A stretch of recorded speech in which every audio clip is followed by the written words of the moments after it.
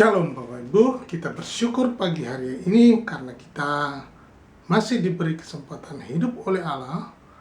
Baiklah kita bangun pagi dengan penuh ucapan syukur, kita mau membaca dan merenungkan firman Tuhan pagi hari ini. Kita berdoa. Terima kasih Bapa Surgawi buat hari yang baru. Terima kasih atas berkat-Mu sepanjang hidup kami. Kami mau melakukan apa yang Tuhan kehendaki dalam hidup kami. Kami percaya Tuhan menuntun hidup kami dari hari ke hari untuk kemuliaan nama Tuhan. Terima kasih Tuhan Yesus. Haleluya. Amin. Bapak Ibu, kita akan membaca di dalam Kolose pasal 4 ayatnya yang ke-7 mulai.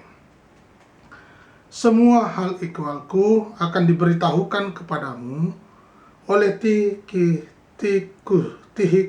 Tikhikus, saudara kita yang kekasih, hamba yang setia dan kawan pelayan dalam Tuhan. Ia kusuruh kepadamu dengan maksud supaya kamu tahu akan hal ikhwal kami dan supaya ia menghibur hatimu. Ia kusuruh bersama-sama dengan Onesimus, saudara kita yang setia dan yang kekasih, seorang dari antaramu.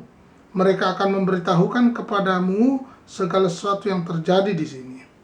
Salam kepada kamu dari Aristarkus, temanku sepenjara, dan dari Markus, kemenakan Barnabas. Tentang dia kamu telah menerima pesan, terimalah dia apabila dia datang kepadamu.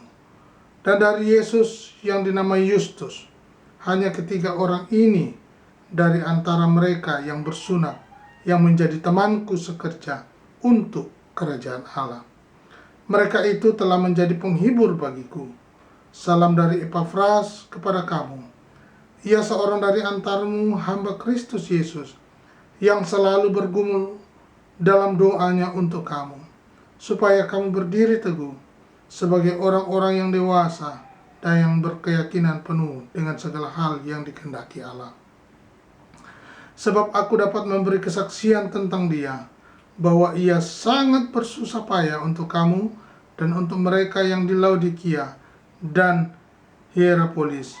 Salam kepadamu dari tabib Lukas yang kekasih dan dari Demas. Sampaikan salam kami kepada saudara-saudara di Laodikia dan juga kepada Nimfa dan jemaat yang ada di rumahnya. Dan bila mana surat ini telah dibacakan di antara kamu, usahakanlah supaya dibacakan juga di jemaat Laodikia, dan supaya surat yang untuk Laodikia dibacakan juga kepadamu. Dan sampaikanlah kepada Arkipus, perhatikanlah supaya pelayanan yang kau terima dalam Tuhan kau jalankan sepenuhnya. Salam daripadaku, Paulus. Salam ini kutulis dengan tanganku sendiri.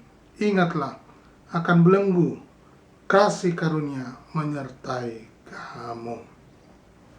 Puji Tuhan Bapak Ibu, kita sudah membaca ucapan salam dari Rasul Paulus kepada jemaat yang ditujukan kepada Laodikia dan orang-orang yang ditunjuk untuk disampaikannya tulisan Paulus ini. Apa pesan dari pembacaan ini? Coba kita perhatikan orang-orang yang ada di dalam ayat-ayat ini ya. Menarik ini Bapak Ibu. Mengapa? Yang perlu kita cermati bahwa di dalam melakukan hal-hal yang besar, di dalam melakukan hal-hal yang sangat penting, ternyata itu membutuhkan banyak orang, ya. Intinya bagaimana surat Paulus ini bisa dibaca, diterima, didengarkan oleh banyak orang, ya. Dan pesan yang sangat penting adalah kita di dalam bekerja tidak bisa sendiri, membutuhkan orang lain, ya. Bapak Ibu kalau perhatikan di dalam sebuah gereja yang besar, sebelum ibadah kebaktian dimulai itu butuh kebersihan, untuk membersihkan gereja yang besar itu butuh orang-orang banyak, supaya nanti jemaat datang itu sudah nyaman duduknya, sudah bersih, lihat lingkungannya, ibadahnya menyenangkan. Dan Bapak Ibu tahu bagaimana melihat hal yang bersih itu, menyenangkan itu. Mungkin kita tidak tahu siapa nama tukang bersihnya, tetapi ada orang-orang yang melakukan hal itu supaya kita bisa duduk nyaman di kursi yang ber-AC ruangannya, kursi yang bersih dan ruangan yang ber-AC. Begitupun dengan firman Tuhan disampaikan. Untuk menyampaikan firman Tuhan ada persiapan-persiapan yang dilakukan oleh orang-orang yang tidak kita mungkin kenal di gereja kita. Mari, jangan anggap remeh orang-orang yang melayani hal yang sekecil apapun. Mungkin kita abaikan, mungkin kita anggap remeh mereka, atau kita abaikan mereka. Atau kalau kita punya mata dua, ini kita hanya tutup satu untuk melihat orang-orang seperti itu. Tapi melalui pembacaan ini, bagaimana surat Rasul Paulus ini bisa dibaca baik di jemaat di Laodikia. Dan ini membutuhkan orang-orang hal-hal yang seperti, katakan ya, perhatikan.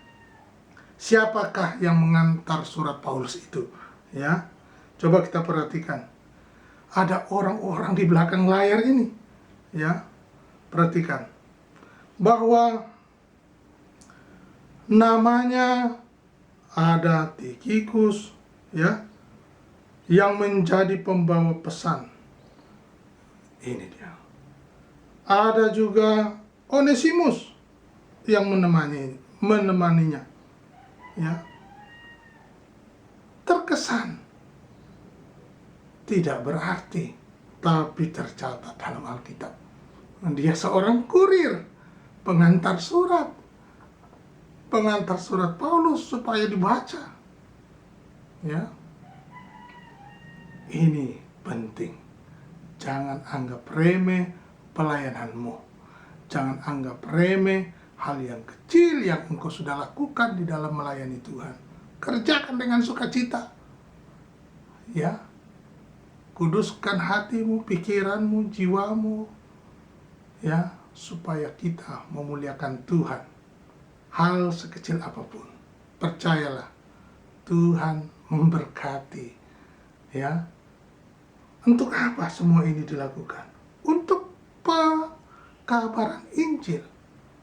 Bayangkan Bapak Ibu kalau Tikhikus tidak membawa surat itu. Tidak ada pemberitaan. Sekalipun sudah disiapkan oleh Rasul Paulus, tapi tidak diantar oleh Tikhikus. Bagaimana?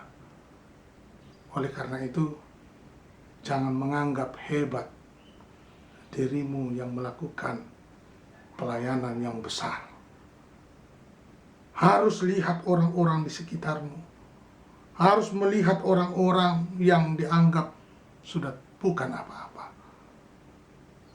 Ini penting Bapak Ibu, mengingatkan kita bahwa kita butuh orang-orang seperti itu. Jangan melihat karena mereka pekerja, pegawai, lalu kita anggap remeh mereka. Tidak. Jangan. Kita adalah milik kepunyaan. Kita adalah satu tim supaya nama Tuhan dimuliakan. Pelajaran pagi hari ini, kita memulai pekerjaan dengan nol. Melayani Tuhan dimulai dari hal-hal yang kecil. Lakukanlah dengan penuh sukacita. Tuhan Yesus memberkati.